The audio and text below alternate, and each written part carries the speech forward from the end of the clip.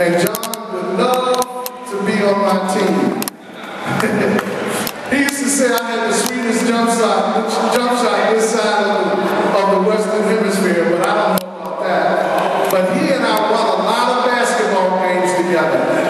And even when we lost, he would even lose with dignity, and he was a superb loser when it came to that. So that says a lot about this man. Many of us knew him as the director of the Mark 5 Gallery, but I knew John as a close friend, one who cared about his people, he cared about his children. I remember when Amon and Aisha was born and how he cared about them. I remember the house that he bought up in Anacostia. He was one of the pioneer homeowners in Anacostia, whether you realize that or not. He was a man with a purpose, a man with a lot of compassion, and a man with a loving heart. And I watched him and his health go down the more that the so-called enemies was coming at him with threatening approaches to take his home from him. This is like someone, you know, all these foreclosures going on here. That's the feeling that I know that he was experiencing, that they were taking his home from him. This was John's home. Amen. You would come here in the morning, he would be in here. You come by here at midnight, he would be in here. And I used to ask him, do you ever go to your place in Northeast? He said, yes, sometimes. So I just want you all to just have a strong sense of who this brother was, beyond just being the John Harrod, executive director of the Market 5 Gallery.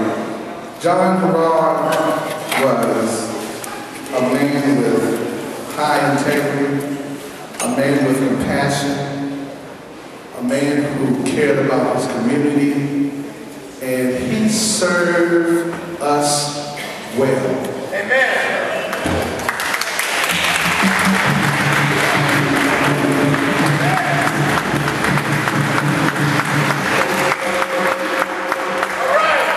I mean, I know that there were times that I would come by and say, John, are you getting paid?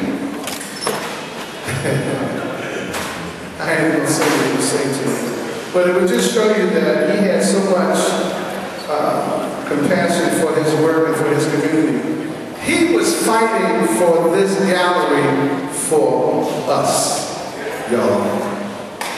Right? He was fighting for this gallery for us. I never saw him perform. I never heard him sing a song. I never saw him dance.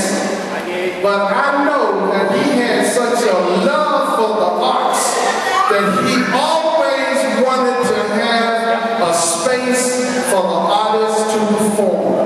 And this was his dream. And believe it, y'all, John Harrod lived out his dream.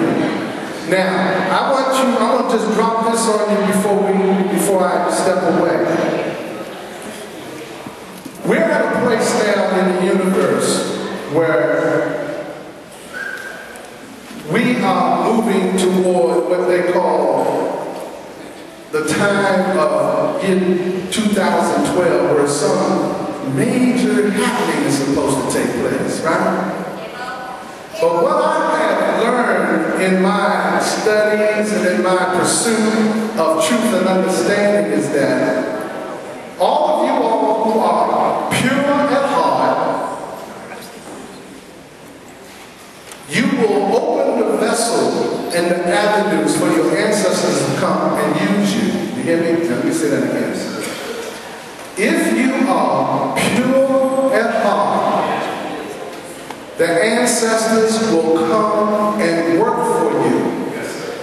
So if you want that kind of help, if your heart is not pure, from this very moment, let's begin to purify our hearts so that we can get that help. Amen? Now,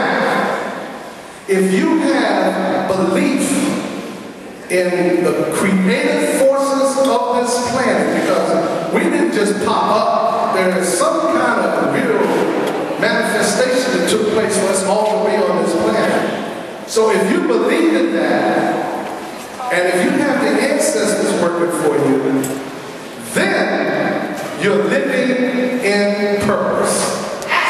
All right? Now, that's what we have to do. We have to put ourselves to where we live in purpose. Now, if you don't have dreams, let's begin to start dreaming, and let's start putting all of what I'm talking about into our visualization, and let's start living out our dreams. And we can do that very easily. Many of us who are living out our dreams know that, but this is what we do. When we live out our dreams, the whole idea is to move our dreams into our destiny. Did you hear that? When we get to the place where we feel that we're living out our dreams, we must begin to move our dreams into our life destiny. And that means that we have fulfilled our purpose on this planet. And that is what John Harrod did, brothers and sisters. By him having a space for us to perform, that was his dream. And then he was at a place, he didn't see it, but he knew that eventually, and it didn't have to be under his auspices, but he knew that this place was going to continue on and be a performing arts center with bathrooms,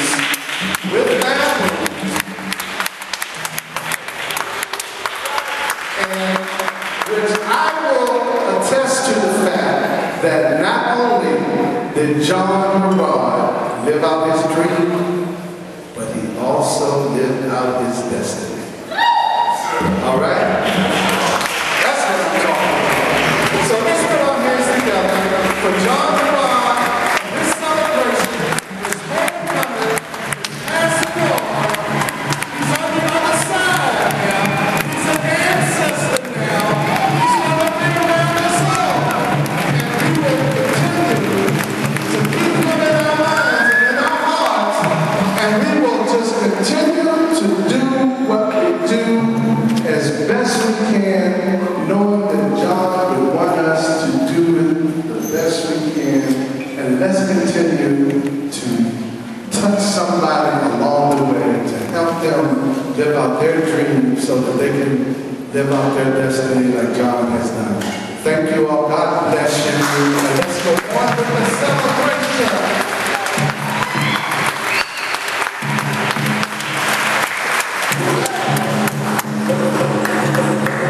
Thank you so much, Brother Salim.